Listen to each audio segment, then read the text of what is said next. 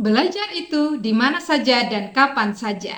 Belajar itu tidak hanya di lembaga pendidikan formal, tetapi juga di lembaga pendidikan non-formal. Salah satu lembaga pendidikan non-formal adalah SPNF SKB Kabupaten Sumba Timur. Perkenalkan, nama saya Elfrida Harder Simanjuntak. Saya salah satu pamong belajar di SPNF SKB Kabupaten Sumba Timur. Dalam tahun ajaran ini, saya mengampu mata pelajaran matematika pada program pendidikan kesetaraan paket B setara kelas 8 SMP. SPNF SKB Kabupaten Sumba Timur berlokasi di Jalan Londa 5, Desa Kuta, Kecamatan Kanatang, Kabupaten Sumba Timur, Provinsi Nusa Tenggara Timur. Dalam melaksanakan tugas saya sebagai pamong belajar, salah satu permasalahan yang sering saya jumpai adalah kurangnya minat warga belajar dalam mengikuti pembelajaran, terutama dalam pembelajaran matematika. Dari hasil penelusuran, ada beberapa hal yang menyebabkan rendahnya minat warga belajar dalam mengikuti pembelajaran matematika. Yang pertama, asumsi warga belajar mengenai matematika itu sendiri. Mereka beranggapan bahwa matematika itu sulit dan banyak rumus-rumusnya. Yang kedua, tutor menggunakan metode pembelajaran yang kurang tepat dan kurang bervariasi. Yang ketiga, tutor jarang melibatkan media dalam pembelajaran. Dan yang keempat, rendahnya pemahaman kosakata dalam pembelajaran yang dimiliki oleh warga belajar. Permasalahan-permasalahan tersebut harus dicari solusinya agar memberikan kegiatan pembelajaran yang lebih bermakna. Sebelum saya menentukan solusinya, saya mengenali terlebih dahulu karakteristik warga belajar saya. Saya melihat kembali nilai rapot warga belajar. Jika dilihat dari tahun sebelumnya, hasil belajar matematika merupakan hasil belajar terendah dari hasil belajar mata pelajaran lainnya. Kemudian, saya meninjau kembali data-data warga belajar agar saya lebih mengenal warga belajar tersebut. Untuk mengidentifikasi gaya belajar, saya meninjau kembali pembelajaran sebelumnya, mengadakan tes gaya belajar, dan berdiskusi dengan wali kelas. Untuk mengetahui penggunaan bahasa sehari-hari warga belajar dan kendala yang mereka alami selama pembelajaran yang berhubungan dengan bahasa, saya membagikan lembar kuesioner dan mengadakan tanya jawab dengan warga belajar. Dari hasil identifikasi gaya belajar, terdapat 71% warga belajar memiliki gaya belajar kinestetik dan 29% memiliki gaya belajar visual. Untuk memfasilitasi hal tersebut, saya merencanakan sebuah pembelajaran berdiferensiasi dengan mengkombinasikan antara media cetak dengan media digital, yang saya sebut sebagai media semi-digital. Halo semuanya, selamat datang di channel Elfrida Hasih. Dari data penggunaan bahasa sehari-hari warga belajar, penggunaan bahasa daerah Sumba lebih dominan dibandingkan dengan penggunaan bahasa Indonesia. Dan 57% warga belajar belum memahami sebagian kosakata dalam pembelajaran. Untuk memfasilitasi hal tersebut, saya merencanakan pembelajaran dengan menggunakan dua bahasa, yaitu bahasa Sumba dan bahasa Indonesia. Dalam mempelajari bahasa Sumba, saya meminta bantuan rekan sejawat yang merupakan penduduk asli Sumba Timur. Jadi, kesimpulannya adalah saya akan melaksanakan pembelajaran berdiferensiasi dengan melibatkan peran Dwi Sasmita.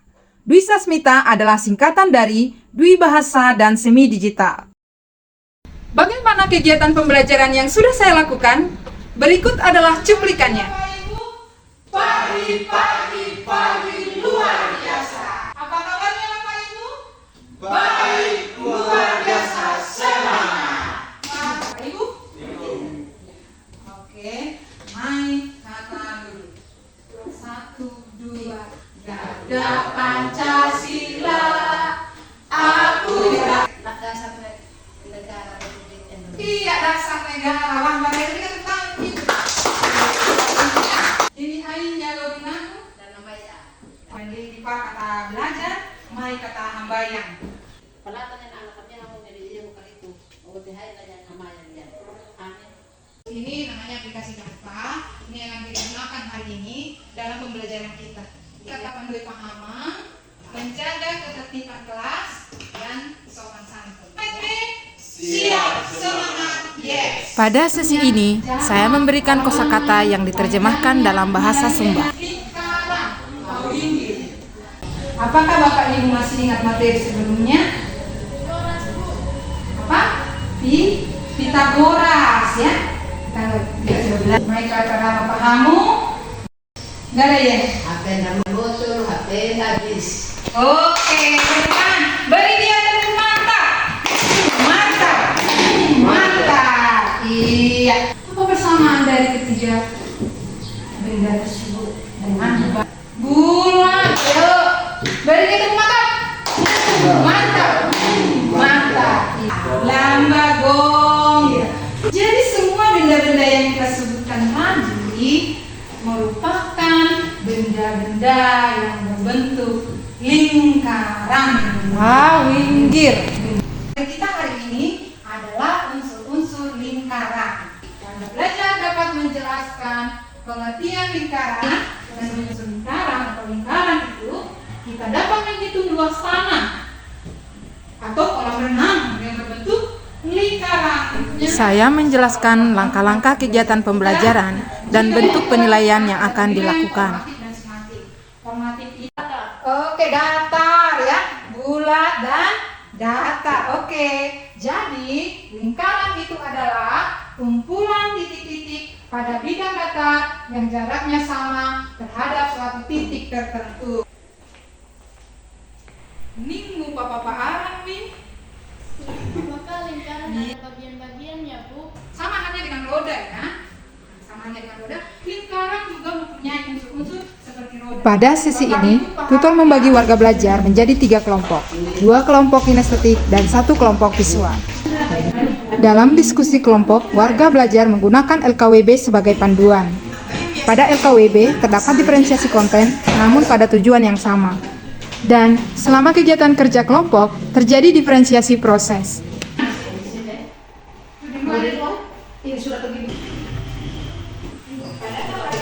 Pada sesi ini, warga belajar mempresentasikan hasil diskusi kelompok masing-masing. Untuk hasil diskusi kelompok, terlihat diferensiasi produk. Warga belajar diberikan kebebasan untuk menentukan cara penyajian hasil kerjanya, yang disesuaikan dengan minat kelompok masing-masing. Merah adalah juling. P Apa hubungan jari dan diameter? diameter sama dengan jari-jari. Nama kelompok kami dari Kalungan.